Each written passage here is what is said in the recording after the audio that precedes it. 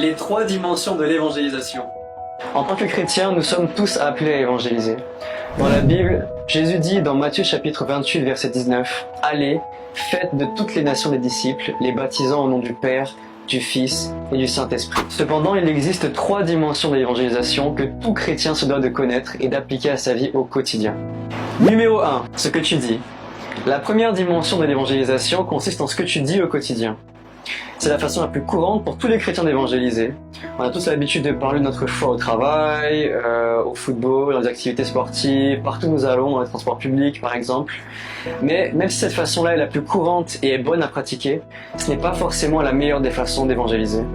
En effet, ce n'est pas tout le monde qui se donne sa vie à Jésus-Christ lorsqu'il t'entend parler de lui. Numéro 2. Ce que tu fais. La deuxième dimension de l'évangélisation se base sur tes actions au quotidien. La Bible dit dans Jacques chapitre 2 verset 17 « Il en est ainsi de la foi.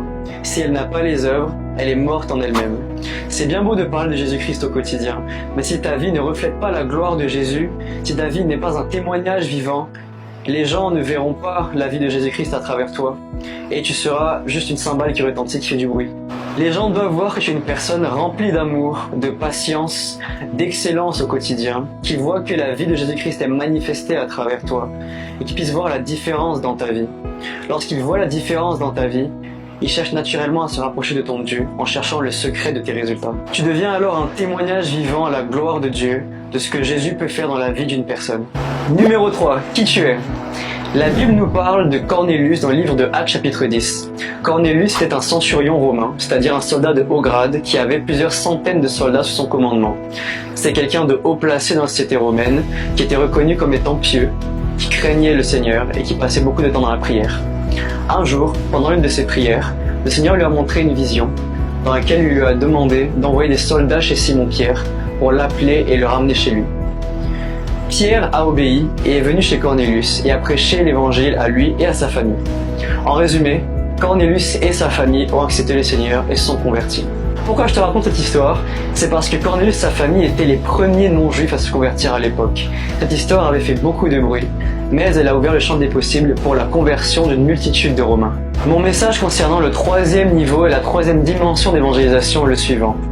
Si tu es une personne influente, tu n'as pas besoin de beaucoup parler ou de prouver quoi que ce soit pour convertir les gens. Dans tous les cas, ce n'est pas nous qui convertissons les gens, mais notre influence peut amener les gens à se rapprocher de Christ et à laisser le Saint-Esprit travailler dans leur vie et à les changer.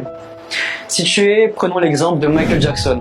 Imaginons que Michael Jackson annonçait publiquement qu'il reconnaissait Jésus-Christ comme son Seigneur et son Sauveur. Il y aurait une multitude de personnes qui se convertiraient automatiquement sans même y réfléchir. Nous devons atteindre cette dimension-là en tant que chrétiens.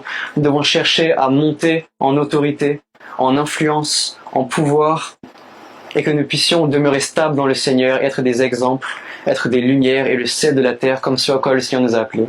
Demeurez bénis.